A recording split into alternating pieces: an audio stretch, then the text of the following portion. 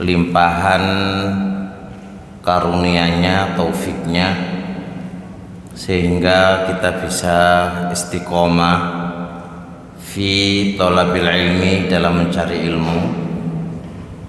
Karena mencari ilmu itu amalan la ya'diluhu syai'un, sesuatu apapun tidak bisa menandingi amalan thalabul ilmi, mencari ilmu. Semoga Allah mengistiqomahkan kita terus di atas jalan mencari ilmu. Malam ini kita lanjutkan ngaji soal jawab bab tauhid, soal jawab bab tauhid.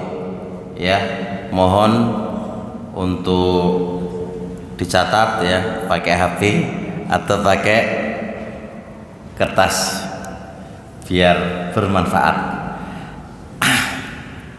Malam ini masuk seputar hukum ruqyah dan seputar tamaim yang diartikan jimat.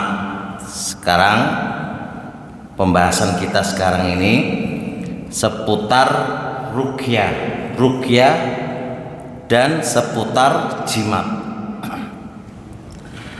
Pembahasan pertama adalah ma hukmur ruqyah. Apa hukum ruqyah? Ruqyah itu hukumnya apa? Ruqyah itu diperbolehkan. Ruqyah itu diperbolehkan manakala terpenuhi 3 syarat. Ingat, ruqyah itu diperbolehkan manakala terpenuhi 3 syarat. Syarat yang pertama, ruqyah isinya dari Al-Quran, atau dari sunnah hadis Nabi, atau menggunakan nama-nama Allah dan sifat-sifatnya. Ini syarat pertama. Jadi Anda bisa melihat ahli ruqyah itu boleh atau tidak boleh tergantung syarat yang ada. Jika terpenuhi berarti boleh, kalau enggak boleh. Maka syarat yang pertama harus diperhatikan di sini, yang dibaca adalah Al-Quran. Mafhum? Atau kalau enggak pakai Al-Quran, pakai hadis Nabi. Kalau tidak ada Al-Quran, tidak ada hadis Nabi, pakai asma wa sifat. Ini syarat yang pertama. Syarat yang kedua, boleh menggunakan bahasa Arab atau selain bahasa Arab dengan syarat dipahami maknanya. Jadi kalau Anda gak hafal Quran, gak iso maca Quran, gak iso maca hadis, ya ora hafal asma wa sifatnya Allah, Anda boleh memakai bahasa Indonesia, boleh. Tapi bahasa Indonesianya harus dipahami maknanya. Gak oleh bin salah bin, abakatabra, waras. Apa artinya bin salah bin itu apa? Ora oleh. Iku ruqyah enggak diperbolehkan karena bahasa bin salah bin itu artinya apa? Enggak jelas. Atau dia menggunakan mantra-mantra yang enggak jelas maknanya. Ini enggak boleh. Anak katakan lagi, syarat yang kedua, boleh menggunakan pakai bahasa Arab, boleh, asalkan dipahami maknanya. Boleh menggunakan selain bahasa Arab, boleh, asalkan dipahami maknanya. Ini syarat yang kedua.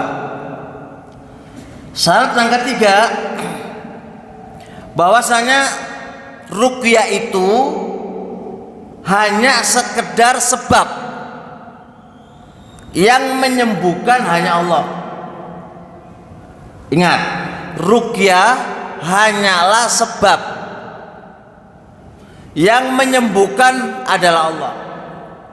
Kita sebagai peruqyah dan orang yang diruqyah harus meyakini bahwasanya ruqyah adalah hanya sekedar sebab penyembuhan. Yang menyembuhkan adalah Allah Subhanahu wa taala.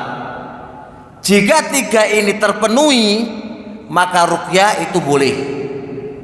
Jikalau enggak terpenuhi, maka ruqyah itu ruqyah yang tidak diperbolehkan. Oleh karenanya Ar-Rasul alaihi salatu berkata, la ba'sa birruqa ma lam yakun syirka. Gak apa-apa Anda menggunakan ruqyah, gak apa-apa selama tidak ada unsur kesyirikan. Ini menunjukkan dalil yang kuat, menunjukkan bahwasanya ruqyah itu boleh. Ruqyah itu boleh. Bisa dipahami? Poin selanjutnya, apakah minta ruqyah itu boleh? Ada ruqyah, ada minta ruqyah, boleh ataukah tidak? Oleh ora? Minta ruqyah itu boleh apa enggak? Yakin? Oleh ora? Fal jawab boleh. Boleh minta ruqyah, boleh. Loh, yakin kayak iki oleh ora? Kenapa kok boleh? Pertama, ruqyah adalah bagian dari pengobatan. Jikalau bagian daripada pengobatan, maka hukum asalnya boleh selama tidak ada dalil yang melarang.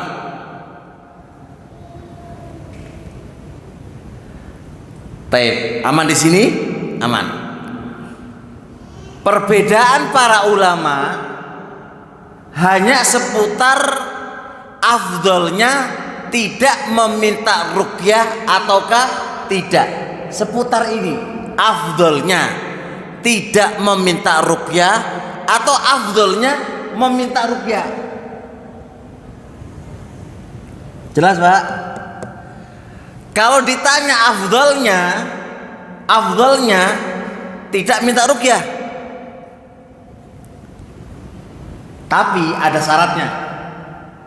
Kenapa afdolnya kok tidak minta ruqyah? Kenapa? Karena di antara 7.000 masuk surga tanpa hisab adalah walayas terkun, mereka tidak meminta ruqyah. Tapi ini ingat, kalau Anda tidak meminta ruqyah, dipahami di sini. Jikalau Anda tidak meminta ruqyah, itu diikat. Afdol tidak meminta ruqyah, itu diikat. Manakala Anda itu sabar atas ujian yang Allah telah berikan kepada Anda. Kenapa kok begitu? Karena tidak meminta ruqyah, maksud daripada hadis wala yastarqun wala yaktaun wala yatatayyarun, maksud daripada hadis itu adalah apa? Anda pasrahkan kepada Allah. Anda pasrahkan ke Allah. Dan Anda sabar dalam menghadapi ujian itu. Makanya finishnya wa ala rabbihim yatawakkalun. Tawakalin yang Allah itu tinggi banget. Nah, jikalau Anda nggak kuat dengan ujian itu, loro wae, ngelu wae, mengaluai. Kalau nggak kuat model kayak gini ki, Anda lebih baik minta ruqyah. Bisa dipahami? Oleh karenanya para ulama berbeda pendapat terkait dengan hukum berobat. Hukum berobat, tidak berobat pada ahli ruqyah tok, berobat pada dokter, berobat kepada ahli pijet atau yang lain. Apa hukum berobat itu? Ada 3 pendapat di antara para ulama. Setelah mereka sepakat boleh berobat, boleh berobat. Cuma afdolnya apa? Sebagian ahlul ilmi mengatakan afdolnya nggak usah berobat, nggak usah berobat. Toko loro menengoy.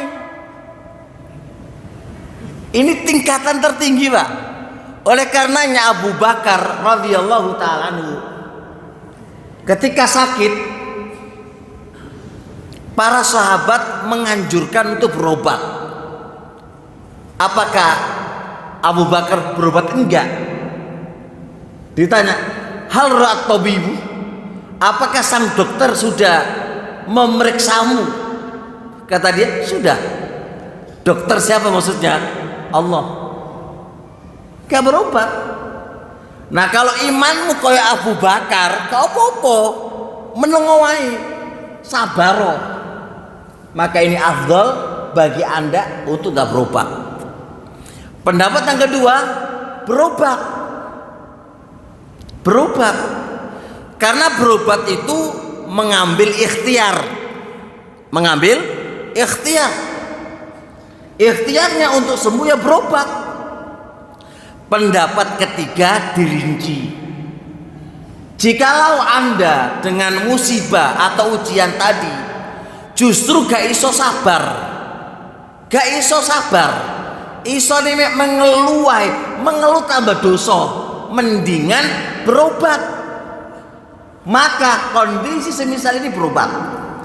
Tapi jikalau Anda sabar dan menikmati ujian tadi, maka afdol bagi Anda nggak perlu berobat.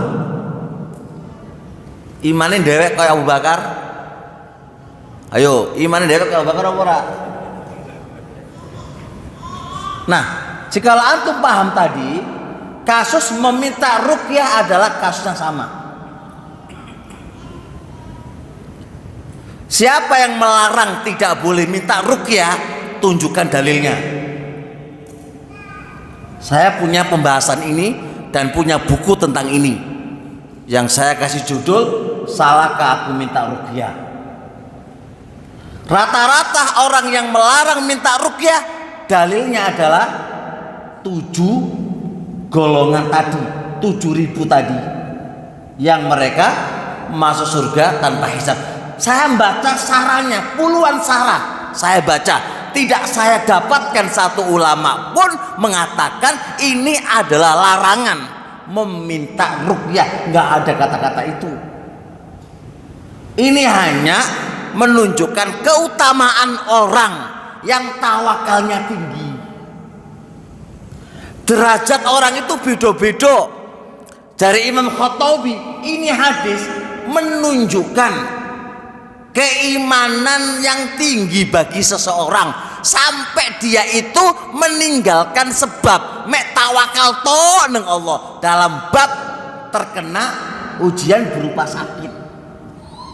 Ini bagus, Pak. Tapi ini mangzilah tinggi, kedudukan yang tinggi.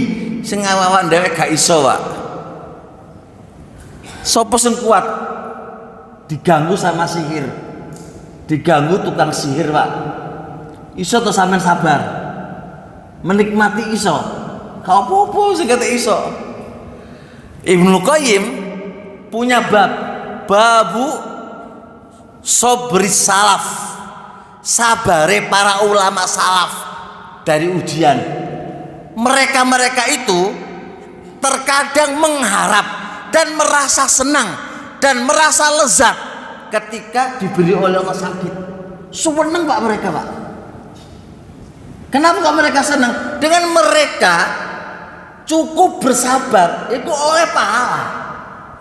pahala yang biasa mereka lakukan nggak bisa melakukan itu oleh pahala.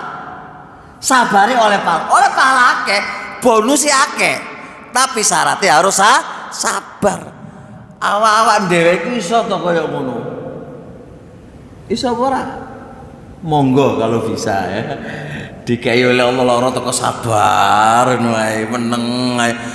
Aja kok dikai lara marang ngono muring-muringi anak, muring-muringi bojo, kabeh dimuring-muringi karena sakit yang menimpa kamu. Iku nambahi dosa. Wis berobat wae nah cepet waras.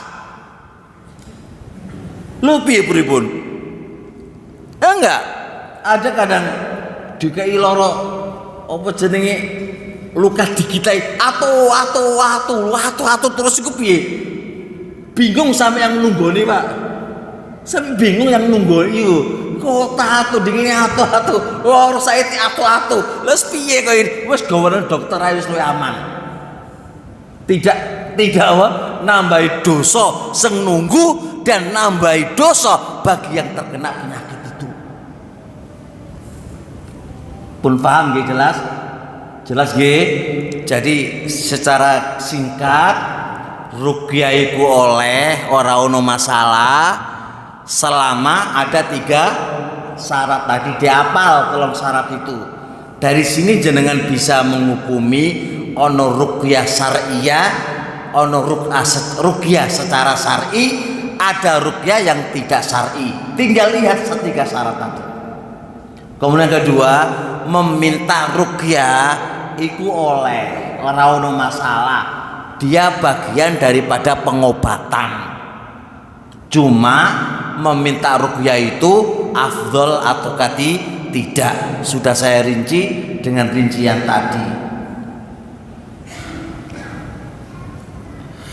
Selanjutnya, apa hukum menggantungkan jimat? Jimat itu sesuatu yang melingkar, yang diletakkan di tubuhnya, atau yang selainnya, kayak gelang, kayak kalung, kayak mana?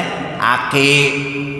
Nah, jimat itu bertujuan menangkal bala atau mendatangkan apa?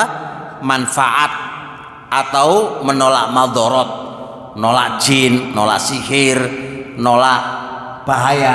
Iku jenenge jimat. Iku oleh apa ora? Boleh atau tidak? Pembahasan ini terkait dengan jimat masih ada kaitan erat dengan kajian sebelumnya. Apa kajian sebelumnya? Tolong diingat kaidahnya dulu ya. Apa kaidah kemarin? Menjadikan sesuatu sebab bisa memberikan manfaat dan bisa memberikan madharat itu harus melalui tiga prosedur. 2 prosedur. Pertama, ada dalilnya. Yang kedua apa? Ada uji cobanya dari sang ahli. Ketika ada 2 prosedur tadi, maka bisa dikategorikan ini bisa mendatangkan manfaat atau menolak madharat manakala itu ada uji cobanya. Contoh, Anda bikin obat nyamuk. Obat nyamuk itu sebagai sebab mengusir nyamuk. Syirik gak itu? Hah? Kenapa gak syirik? Karena teruji. Tapi kalau jenengan nggawa akik, terus akik itu bisa menolak apa? Menolak apa? Nyamuk. Itu kondi, uji coba itu kondi. Analisisnya siapa itu? Analisanya siapa? Mosok akik bisa mengeluarkan apa? Asap kemudian mengusir, nggak bisa diterima lah. Nah, ini masuk dalam kategori tamaim jimat. Nah, hukum jimat itu terbagi menjadi 3 atau bisa kita kategorikan 4. Ada jimat yang dihukumi syirik kecil. Orang yang menggantungkan jimat tapi dihukumi syirik kecil. Kapan? Manakala, ingat loh, jangan sampai salah paham loh ya. Manakala penggunanya itu menjadikan sebab mendatangkan manfaat dan sebab mendatangkan madarat. Kalau dia dijadikan sebab mendatangkan manfaat dan mendatangkan madarat yang tidak melalui dua prosedur tadi, maka itu menjadi syirik kecil.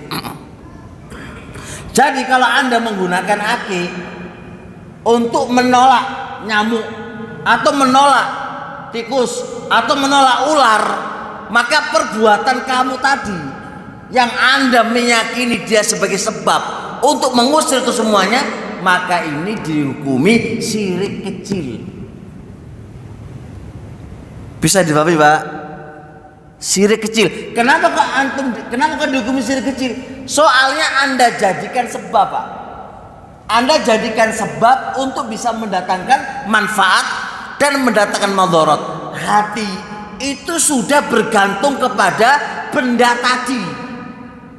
Sudah bergantung kepada benda. Lah benda yang kamu gantung tadi tidak melalui dua prosedur. Maka penjadian tadi itu dihukumi syirik kecil. Kapan dihukumi syirik besar? Manakala Anda meyakini zatnya bisa mengusir, zatnya bisa mendatangkan manfaat dan bisa menolak madarat. Zatnya, kalau zatnya berarti antum setarakan dia dengan Allah. Antum bawa akik, aku meyakini akik ini yang menyelamatkanku. Kalau jenengan sudah meyakini akik ini menyelamatkanku, itu syirik besar. Berarti menyelamatkan kamu itu akik selain Allah. Tapi kalau Anda menjadikan iki sebagai sebab menyelamatkanku, itu syirik kecil. Bedakan, dia jadikan sebab, itu syirik kecil. Kalau Anda jadikan zatnya itu yang menyelamatkanku, maka itu syirik besar. Bisa dipahami, Pak? Jangan sampai ini banyak orang nggak paham loh. Kapan syirik kecil, kapan syirik besar? Kalau Anda begini, obat ini yang menyembuhkan aku, piye hukumnya? Obat ini obat Paramek atau obat apa itu jenenge? Obat apa jenenge? Parastamol nih ya. Parastamol itu adalah dialah yang menyembuhkan aku. Kalau sampai ada keyakinan ini, gimana hukumnya? Syirik besar, Pak. Syirik besar. Karena selain Allah bisa menyembuhkan sakit. Gak iso, Pak. Syirik kecil, syirik besar. Tapi kalau Panadol tadi menjadi sebab sembuh penyakit kepalaku, syirik apa dan? Syirik apa enggak? Lo kok syirik cilu piye? Yo gak no. Kenapa enggak? Karena Panadol sudah ada penelitian bisa menyembuhkan penyakit kepala. Lo enggak bahaya ta? Walah. Engko dokter sirik kabeh wis, gak payu dokter iku.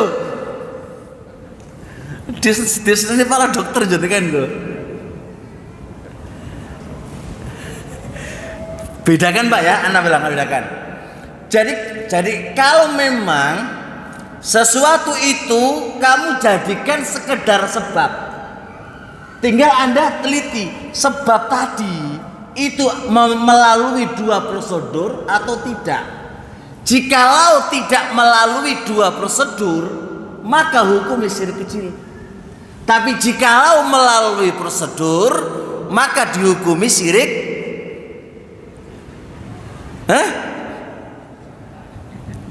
piye? Dihukumi boleh. Tapi kalau Anda menjadikan obat tadi adalah zat yang menyembuhkan aku, piye? Syirik besar. Sik soal sih aku guru yakin paham apa ora iki. Khawatir kena ora paham iki. Sebentar. Ngacung, siapa yang mau ditanya? Khawatir aku nunjuk agem busuk-busuk gak datang ngaji loh. Monggo. Antum yang muda ya. Yang muda. Taib. Aku lagi apa itu? Keseliu. Ngerti keseliu ora? Keseliu. Terus aku nanggil tukang pijet. Yo dipijiti urate, kata-kata gitu lah. Terus aku ngomong, sebab aku dipijeti keseliu itu waras. Syirik apa enggak? Yakin enggak? Tenan, taib. Jikalau aku patah, terus aku lunga sandal putung, deal, mari ngono, didoni wae, ngene Pak, ujuk-ujuk sembuh, nggak sembuh Pak itu, sembuh ujuk-ujuk, ya orang waras, coba kok gak terasa sakit ngono Pak. Terus aku mengatakan begini, sebab aku nesakal putung dengan kondisi, dengan model seperti ini aku waras. Pi hukumi. Kok bisa syirik kecil kenapa? Karena di mana bisa diteliti Pak, di sebul iso waras. Sebul iso apa? Di gini iso waras. Itu pasti ada hal yang tidak benar di situ. Maka keyakinan Anda itu sebagai sebab kesembuhan itu enggak melalui dua prosedur. Maka itu dihukumi apa? Syirik kecil. Manakala Anda meyakini sebab kesembuhanmu. Jelas ya? Jadi tukang pijet itu kudelon Pak, ojo kok enggak. Jangan kok angger tukang pijet itu ada penelitiannya apa enggak? Ono carane apa enggak, ora kok mek ujuk-ujuk di hubus-hubus ngono ae langsung waras. Iku tekon diceritane tulang yang awalnya patah menjadi gak patah itu gimana caranya.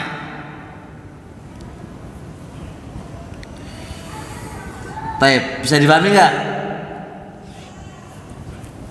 Selanjutnya, jikalau Anda menggunakan apa tadi? Jimat tadi, tidak punya keyakinan apa-apa, cuma hanya sekedar seneng, jenengan lihat orang bawa aki, Pak, akimu kok wapi tenan, wapi iki aki, iso ngilang gak iso balik, iki aki iki iso nerbang, iso, tapi aku nggak menggunakan sama sekali gak. Aku gak meyakini apa-apa gak. Cuma aku seneng untuk berias. Iki boleh apa enggak? Boleh apa enggak? Fatwa ulama lajnah daimah enggak membolehkan. Walaupun Anda tidak meyakini apa-apa. Kenapa? Karena perbuatan itu menyerupai orang yang menyekutukan Allah. Menyerupai Pak. Man tasyabaha biqaumin falaminhum, itu kan menyerupai mereka, menyerupai para dukun-dukun yang menyekutukan Allah itu. Maka tidak diperbolehkan Anda memakai itu gelang atau ake atau yang semisalnya atau kalung, walaupun Anda tidak punya tujuan apa-apa, hanya sekedar berias tok. Selama itu modelnya koyok jimat, maka nggak boleh. Bisa dipahami? Deal Pak. Soal, apa hukum menaruh garam di sekitar rumah kita untuk mengusir apa? Jin, gendruwo. Pemana itu? Piye? Oleh apa ora iku? Dan Anda menjadikan dengan menyiram ya, atau nyirati garam di sekitar rumah, itu bisa mengusir jin-jin itu. Piye iki? Hah? Sekarang butuh dilihat prosedur yang kedua ya. Apakah ada analisis bahwasanya jin-jin itu takut dengan garam, gitu ya? Itu dulu. Karena Anda menjadikan sebab larinya jin, larinya genderuwo, larinya apa? Setan-setan itu. Nah kalau antum itu ada analisisnya, itu bisa mengusir, baru kita terima. Kalau enggak bisa. Karena keyakinan itu bahaya loh. Anda jadikan sebuah sebab untuk bisa mengusir setan. Dengan cara itu ternyata analisisnya nggak benar. Maka gimana coba? Nggak bisa. Bukankah garam itu sudah ada zamannya Nabi? Sudah ada zamannya Nabi. Kenapa mengusir jin-jin itu nggak pakai apa? Garam aja. Kenapa kok nggak dipraktekkan oleh mereka? Kok dipraktikkan oleh orang-orang tua kita yang itu nggak jelas dari mana asal mulanya? Jangan-jangan dari budayanya Hindu, jangan-jangan ya. Karena butuh data. Sepanjang ini saya nyari, apakah ada salah menggunakan garam untuk mengusir jin? Sampai sekarang belum ketemu. Maka bagi teman-teman yang menemukan beberapa contoh dari salaf, maka kasih faedah ke saya dan kita katakan setelah itu menjadi boleh.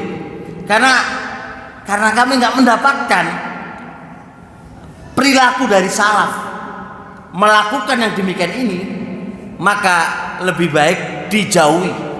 Karena Anda sudah menggantungkan hati kamu kepada sebab, sedangkan sebab tadi tidak melalui dua prosedur, maka itu bahaya. Bisa dipahami insyaallah. Kasus lagi Sawanen. Tahu Sawanen Pak? Sawanen apa? Sawanen itu kayak sawanen mayit, sawanen genderuwo. Kalau mayit nanti diambilkan apa? Tanah kuburane, engko iso waras. Pernah kayak gini nggak? Kota aja bukan Jawa, Surabaya kan kota ya. Ini ada loh kayak gitu itu. Nah sekarang hubungannya apa? Sawanen itu sebuah penyakit, terus diambilkan dengan apa? Tanah kuburan si mayat tadi, ujuk-ujuk waras. Dari mana? Masuk nggak ada otak di akal? Itu penelitian siapa itu? Terus jikalau ada yang membantah, lu waras Ustaz. Waras itu kebetulan bro, Allah itu mengistidraj kamu, bukan karena waras disebabkan apa? Itu apa? Itu tanah lo iso membuat hilang rasa takut. Dari mana? Coba masuk akal nggak? Zaman kita kan zaman data gitu. Dari mana? Nah, hati-hati loh. Ini bisa bahaya di situ. Tab selanjutnya, apa hukumnya menggantungkan Al-Quran di leher kita, Al-Quran di tangan kita? Jadi bikin kalung, terus dikira Al-Quran atau doa hadis Nabi, itu oleh apa? Dengan keyakinan bisa menolak balak, sihir mental, sihir mental. Soalnya apa? Ana ayat kursi nang kalungmu itu anti sawan gitu ya, anti ya bahasa anti sawan ngono ya. Iya, langge, itu pakai Al-Quran toh. Oh, ini oleh apa ini? Pakai Al-Quran, bayangkan. dikalungi, ya dikalungi ora kok kaya Al-Qur'an enggak, ya ditulisi Arab ngono lho. Terus dilipat-lipat, terus diletakkan dibungkus. Ngono lho, Pak. Iku oleh apa ora? Isine Al-Qur'an, enggak ada yang lain.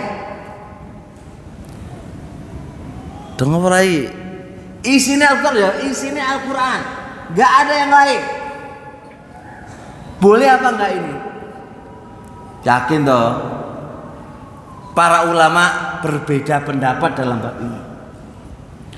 Ada yang membolehkan dan ada yang melarang.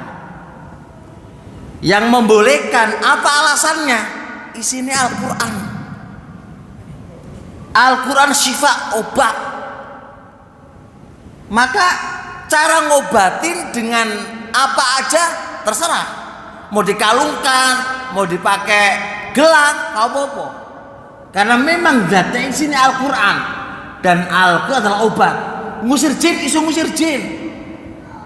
Itu Al-Qur'an. Gak apa-apa. Sebagian ulama berpendapat itu.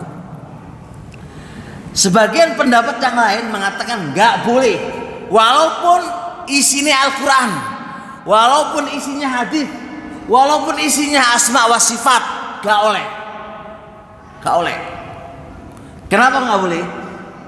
Pertama, dengan alasan kata Rasulullah alaihi salatu wasalam, man ta'allaqa syai'an wukila ilaih.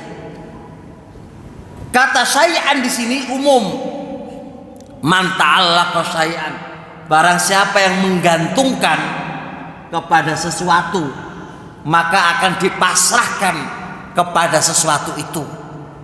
Artinya siapa yang menggantungkan kepada selain Allah, maka akan dipasrahkan kepada sesuatu itu tadi. Allah nggak akan membantunya, Allah tidak akan menolongnya. Artinya ini berlaku umum, baik Anda itu pakai Al-Quran atau selain Al-Quran. Dari dua pendapat ini yang saya pilih dan yang dipilih oleh Syekh Abdul Aziz Ali Syekh, pengarang kitab At-Tamhid Syarah Kitab Tauhid, beliau menguatkan pendapat yang mengatakan tidak boleh. Apa alasannya? Kenapa kok nggak boleh? Ada beberapa alasan. Yang pertama adalah maka akan ada keserupaan antara ini jimat syirik dan jimat Al-Quran. Kan Anda mau mengingkari, ojo nggawa jimat susah. Oh jangan-jangan toko Al-Quran. Sehingga dengan sebab kalau kita katakan boleh, maka ada kesamaran bagi kita kalau kita mau mengingkarinya. Jangan-jangan jimat toko Al-Quran. Waduh, malah sungkan, malu, ternyata salah. Yang kedua, menjaga tauhid yang kokoh. Sebab khawatirnya orang-orang bodoh, orang-orang awam itu meyakini dengan bukan sebagai sebab loh ya, meyakini bahwasanya zat Al-Quran itulah yang bisa mengusir. Zat Al-Quran itulah yang bisa menyembuhkan, untuk menjaga kemurnian tauhid, supaya orang-orang awam tidak terjerumus di dalam syirik besar berupa meyakini bahwasanya zat Al-Quran itulah yang bisa menyembuhkan, bukan sebagai sebab lagi, tapi sebagai zat yang menyembuhkannya. Maka ini bisa menjadi syirik besar. Untuk membendung itu maka nggak perlu. Keempat, maka itu bisa dikategorikan menghina Al-Quran manakala dibawa kepada kamar mandi. Kan otomatis kamu bawa gelang kan, kamar mandi digowo, digowo, kencing digowo, dan seterusnya. Maka ini menjadikan apa itu hinanya Al-Quran itu sendiri. Al-Quran itu sendiri. Nah, 4 poin tadi menjadikan pendapat yang kuat adalah tidak boleh membikin gantungan atau jimat atau yang lain, walaupun itu dari Al-Quran atau hadis Nabi alaihi salatu wassalam. Tapi sekarang itu juga tidak ada contoh dari Nabi dan para sahabatnya. Tidak ada contoh. Khairul hadi hadi Muhammadin. Al-Quran sebagai obat bukan digantungkan. Al-Quran itu bukan dibaca dan diamalkan, itu sebagai obat. Adapun digantungkan di badannya, itu tidak ada contoh dari salaf.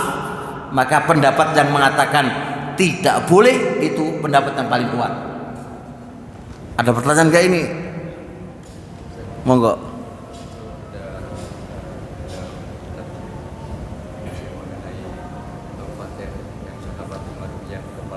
Kemudian dibacakan, kemudian dikasih kambing, kemudian Rasulullah. Dari mana kamu tahu bahwa Fatihah itu bisa menyembuhkan? Berarti Rasulullah kan menyetujui. Bagaimana kaitannya? Boleh kan, nggak ada masalah. Artinya itu justru kalau kita bisa ambil meminta ruqyah kan malah ya. Itu kan minta ruqyah itu kan. Terus di ruqyah minta pengobatan ya. Itu malah dalil tentang bolehnya minta ruqyah malah. Gak ada masalah, aman Pak. Ye, ada yang lain? Mau azan dulu Pak ya.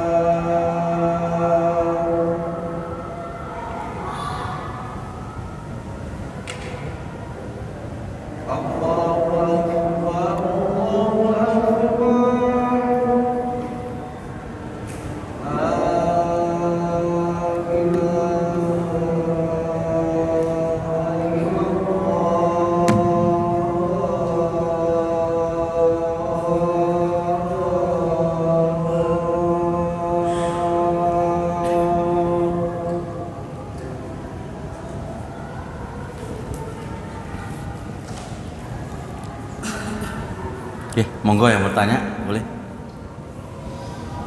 Jangan sampai gagal paham. Tadi yang siapa, monggo. Jenengan, monggo.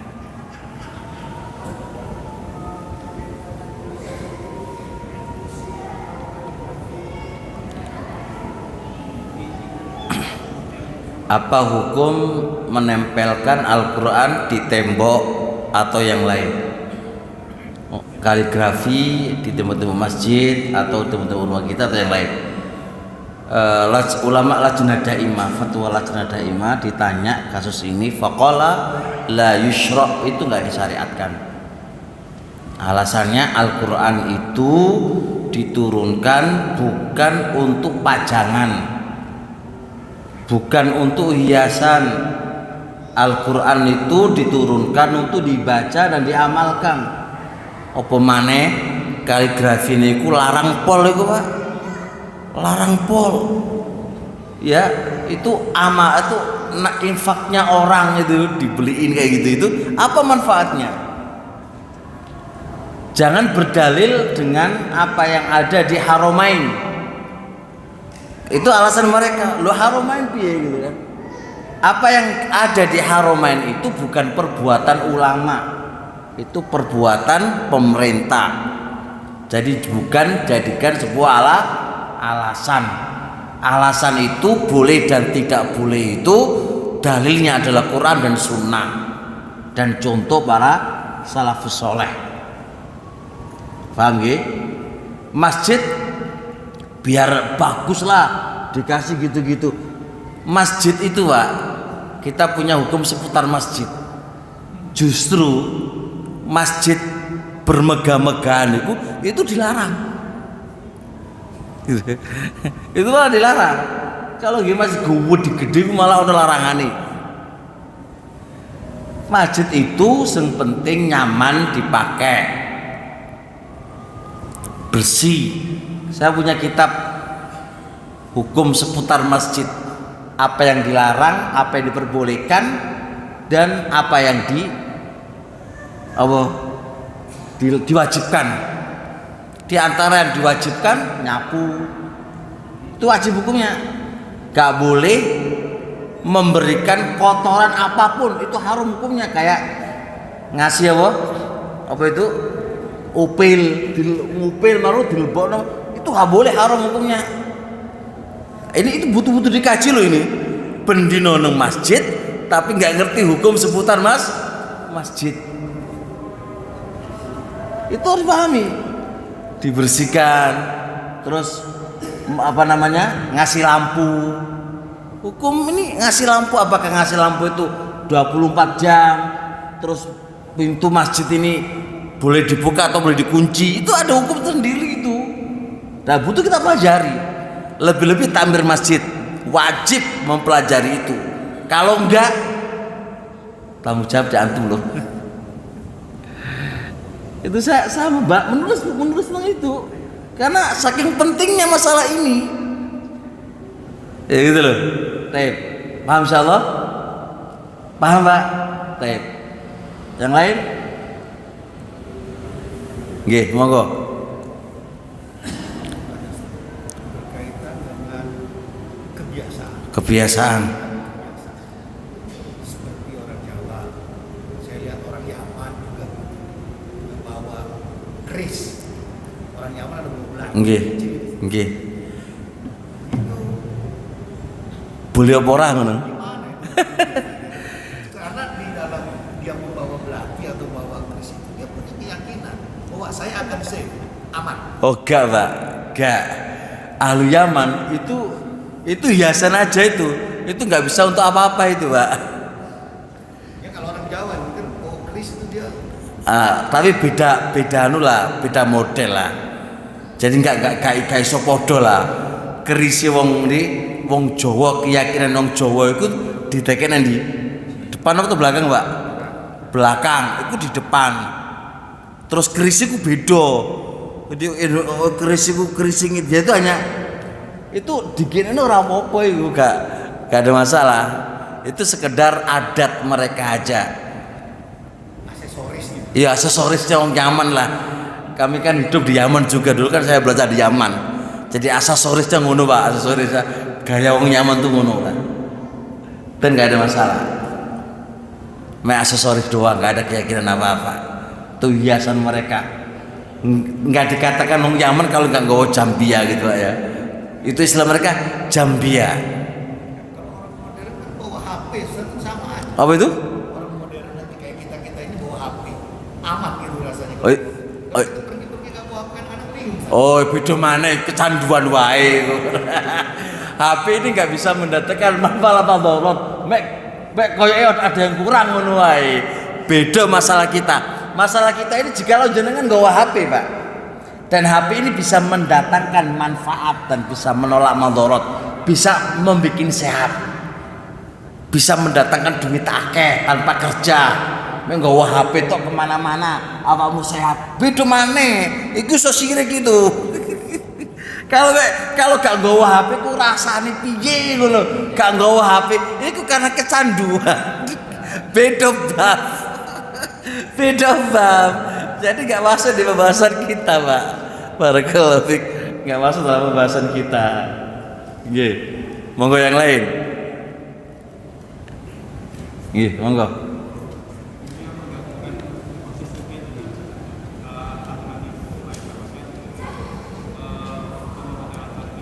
Gak apa-apa alternatif yang lain selama itu diperbolehkan oleh syariat, gak apa-apa. Aku menggabungkan dokter, gabungan apa? Ruqyah, gabungkan yang lain sah-sah aja. Secara bolehnya boleh, secara dalil gak ada masalah. Selama itu diperbolehkan oleh syariat. Antum mau pakai pengobatan ruqyah, woi serang popo, ini boleh, gak ada masalah. Hah? Apa? Apa itu meditasi itu? Lo topo lapo lo topo itu. Walah iku beda maneh bape.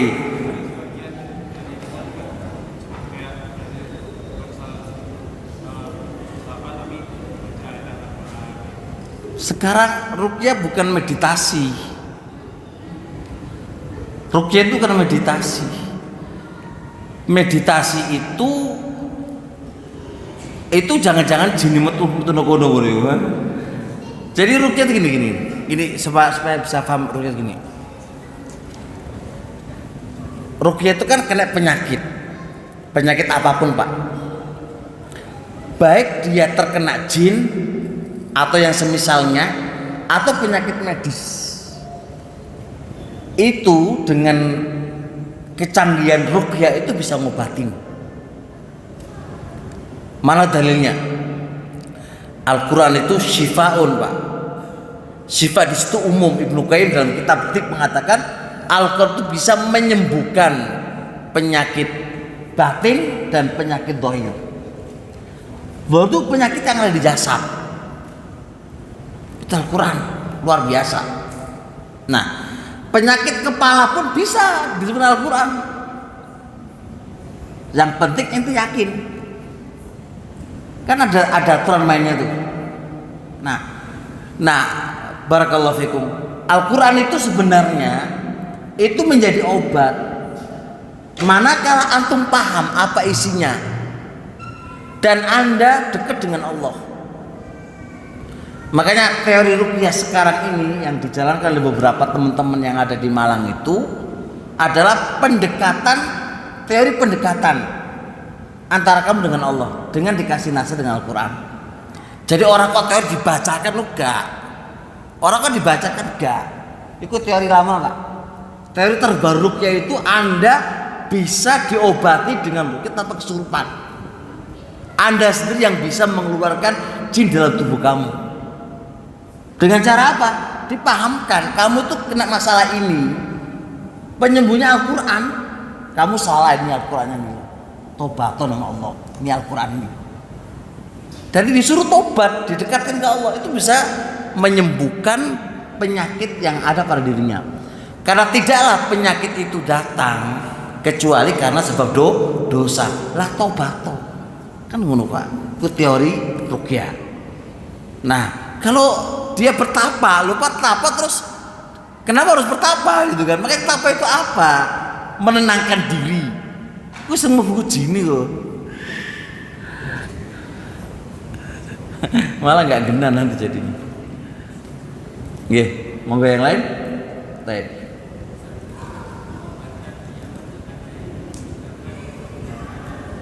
Apa itu?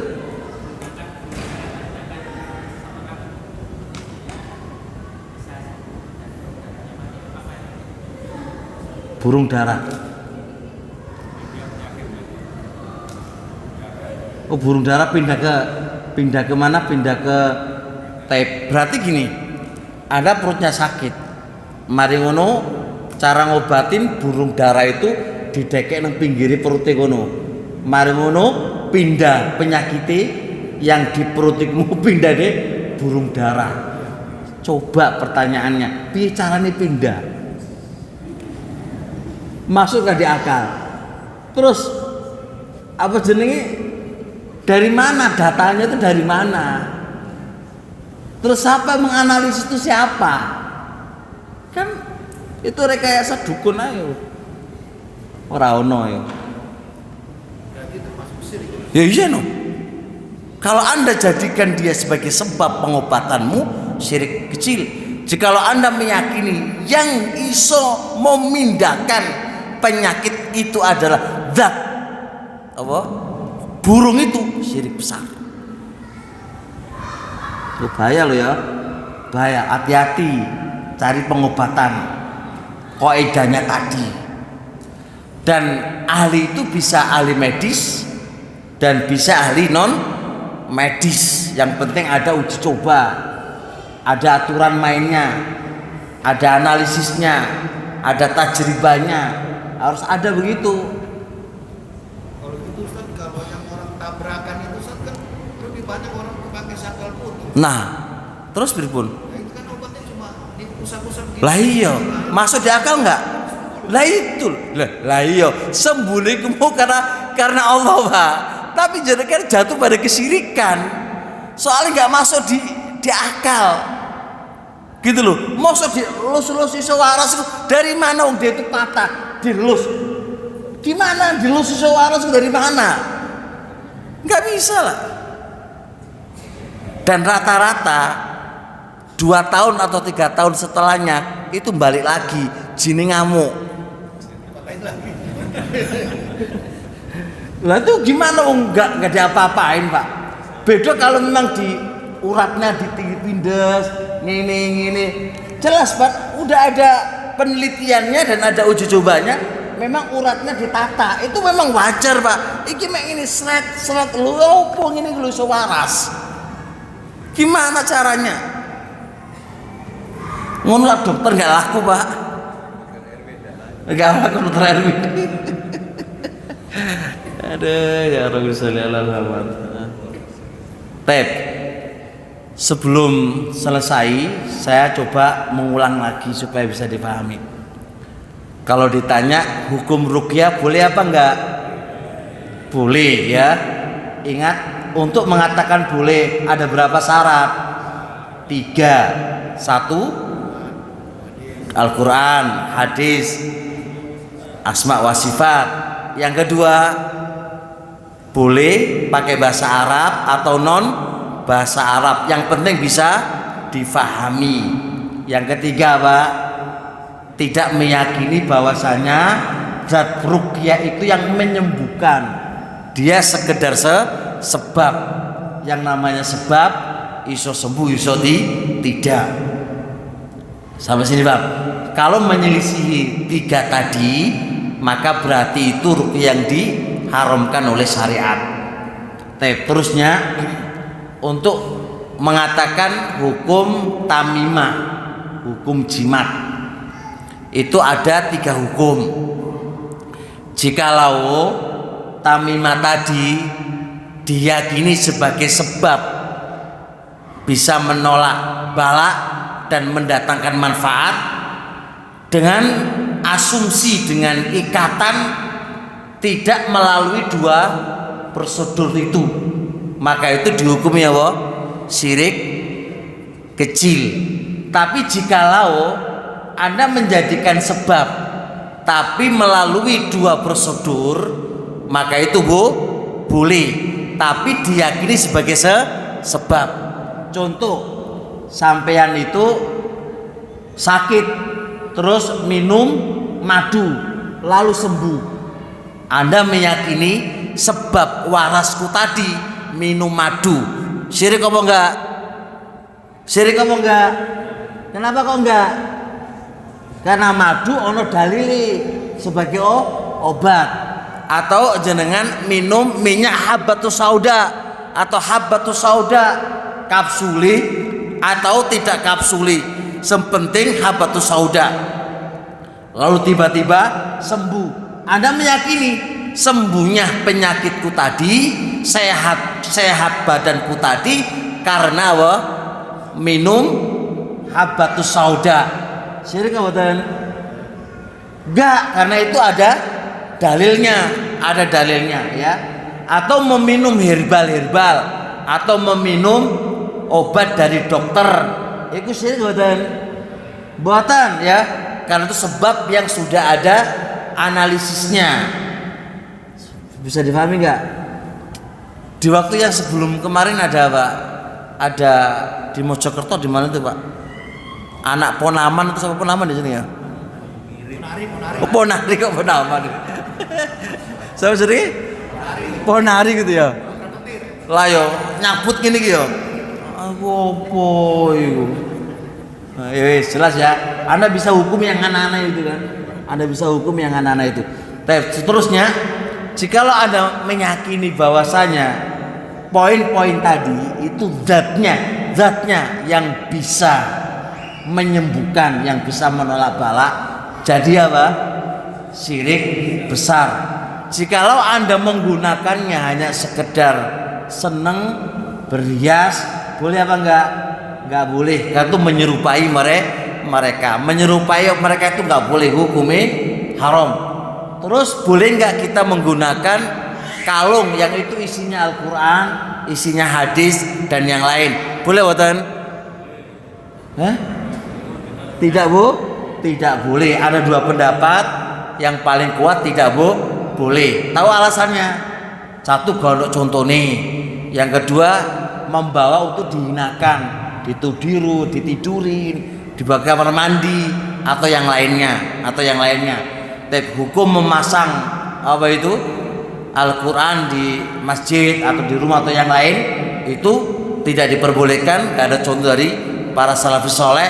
Bahkan itu pemborosan. Nah, Rasulullah nidaatil mal, Rasul melarang menyia-nyiakan apa? Harta. Dilarang oleh syariat dan seharusnya kita menjauhinya. Tapi sampai di sini insyaallah. Bulan depan kita bahas masalah tabaruk, mencari berkah. Ini insyaallah ramai juga pembahasannya. Mencari berkah itu gimana, ilmu sebenarnya gimana? Adakah rincian atau tidak rincian? Ya ikuti bulan depan insyaallah taala. Bulan depan Ramadan belum, Pak? Oh, belum ya? Belum Ramadan ya. Tahib. Subhanakallah wa bihamdika asyhadu an la ilaha illa anta astaghfiruka wa atubu ilaik. Assalamualaikum warahmatullahi wabarakatuh.